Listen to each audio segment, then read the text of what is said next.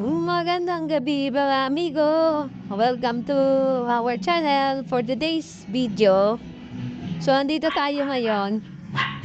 31 ngayon, araw ng putukan. So, nandito tayo ngayon sa ating rooftop. Ayan. Hello! Ito yung ating mga corgi. So, sasama. Pagka ganitong putukan. So, nandito tayo. So, dito sa dalawang papi, okay naman si Rolex at Gucci. So, hindi naman sila natatakot sa putok. So, tingin ko dito rin sa ating mga corgis, dahil hindi naman sila mapasin, hindi sila hinihingal. So, natural lang. So, dito, okay din naman yung ibang aso natin dito. Mukhang nakikinig dito kay Sophie. Parang buntis ka, Sophie. Mukhang natali ka na naman. Ayan, parang malaki yung tiyan ni Sophie, oh. Blue, come. So, ito, ang ganda, pogi na ni ano, ni Raldo.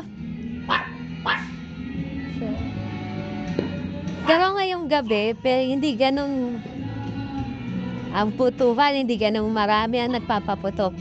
Pero mamaya-maya ito, pag mga 11 siguro, mararamdaman na yung mga putukan. So, ayan. So, napansin ko ngayon, kung i-compare ko last year, so, hindi sila ganun ka-panic sa putukan. So, medyo siguro nagugulat. Blue! So, ayan, oh. So, hindi naman sila nagpapanik. Tingin naman relax pa rin. Normal pa rin itong si Sophie.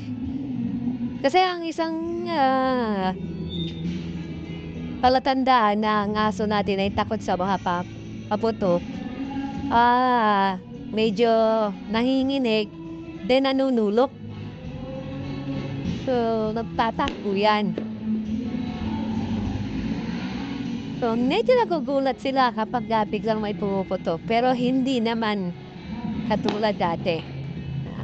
Katulad nung last year, nung ibang aso, pagka pumuputok na ganyan, talagang mararamdaman ninyo, makikita ninyo sa kanilang behavior.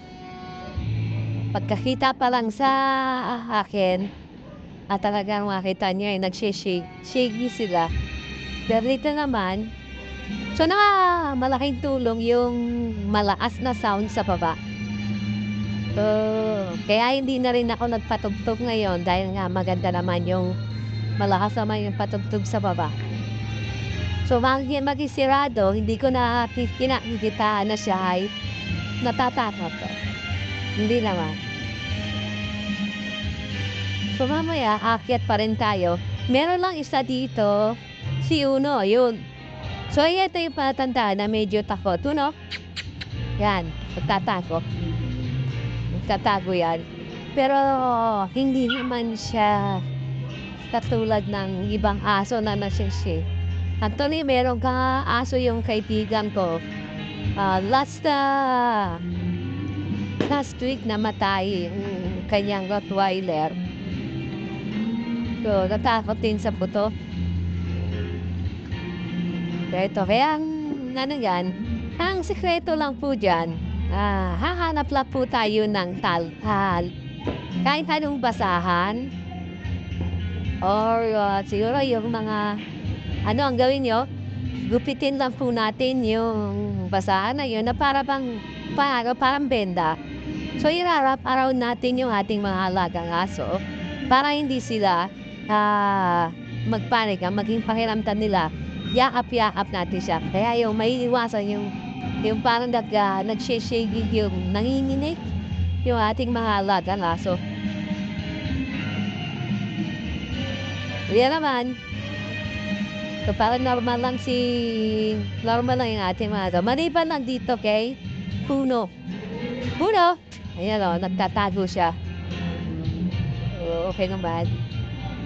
Ikaw, Basti, takot ba? So, hindi lang.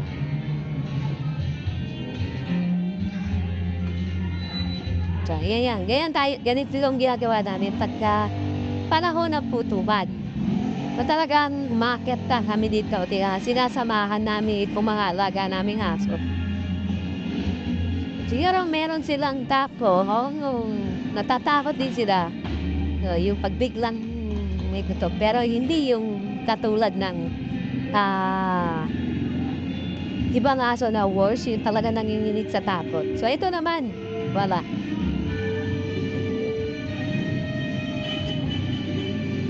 Yes. Ayan, nakukuha pa ito mahal, Gerardo.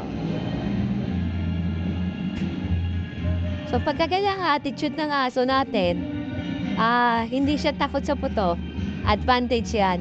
Pwede siya sa sa protection dog, bum snip, yan. Pwede siyang i-train doon sa bum snip. So, stay lang kayo dito sa ating hanggang sa matapos yung putukan. Update namin kayo sa mangyayari dito sa ating kennel. Stay tuned mga amigo.